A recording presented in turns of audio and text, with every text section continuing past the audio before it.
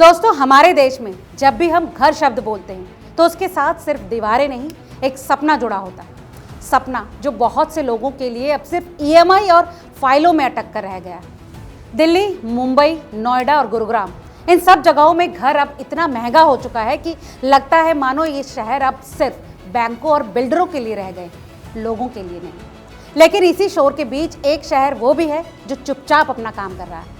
न कोई प्रचार, न दिखावा, बस भरोसा। दोस्तों, इस शहर का नाम है चेन्नई। नमस्कार, आप देख रहे हैं रिपोर्टर जी और मेरा नाम है लता सिंह। दरअसल मैजिक ब्रिक्स की एक ताज़ा HCI रिपोर्ट बताती है कि चेन्नई इस वक्त भारत का सबसे भरोसेमंद रियल एस्टेट बाजार बन चुका है। नोएडा, ग्रेटर नोएडा, कोलकाता जैसे बड़े शहरों को पीछे छोड़ते हुए चेन्नई ने दिखाया है कि जब बाकी जगहें अस्थिर होती हैं तब भी कुछ शहर भरोसे पर टिके रहते हैं। रिपोर्ट कहती है यहाँ लोग सिर्फ निवेश नहीं कर रहे, रहने के लिए घर खरीद रहे हैं। वो लोग जो हर सुबह ऑफिस जाते हैं, शाम को ट्रैफिक में फंसे रहते हैं और फिर भी अपने परिवार के लिए एक छोटा सा घर जोड़ना चाहते हैं। वो घर जो शायद 500 या 1000 वर्ग फुट का हो, लेकिन उसमें एक पूरी जिंदगी जी जा सकती है। दोस्तों, चेन्नई के लोग आज भी किफ़ायती घरों की तलाश में हैं।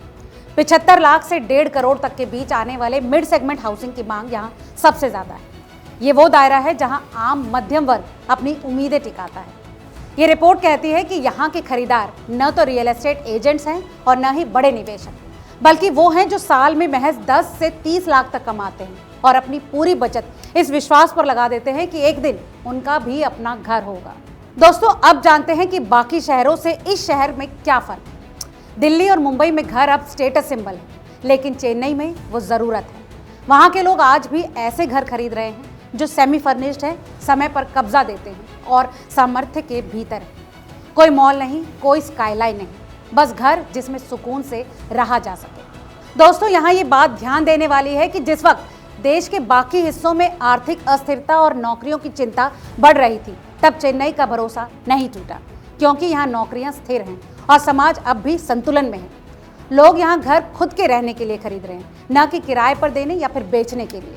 दोस्तों, इस रिपोर्ट का एक दिलचस्प पहलू ये भी है कि इस मार्केट में हर पीढ़ी शामिल है। मिलेनियल्स, कामकाजी प्रोफेशनल्स, बेबी बूमर्स और यहाँ तक कि जेनजी भी, यानी वो युवा जो अब तक सिर्फ रेंट पर रहना पसंद करते थे, अब वो भी कह रहे हैं कि अब बस अपना घर चाहिए। और दोस्तों, सही मायनों में यही भरोसा, यही निरंतरता चेन्नई को बाकी शहरों से अलग करती है। लोग मानते हैं कि आने वाले सालों में कीमतें 6 से 10% तक बढ़ेंगी, मतलब उन्हें अपने शहर की ग्रोथ पर पूरा भरोसा है। ये भरोसा वही है जो किसी शहर को सिर्फ इमारतों का नहीं बल्कि सपनों का शहर बनाता है। चेन्नई हमें सिखाता है कि विकास हमेशा ऊंची बिल्डिंग में ही नहीं होता। कभी कभी वो एक छोटे से घर के आंगन में, एक EMI की समय पर भरपाई में और बच्चों की हंसी में भी होता है। जब बाकी देश मुनाफे की तलाश में है, चेन्नई अभी भी भरोसे की तलाश में है। और शायद यही फर्क है जो इस शहर को भारत का सबसे ईमानदार रियल एस्टेट बाजार बना देता है।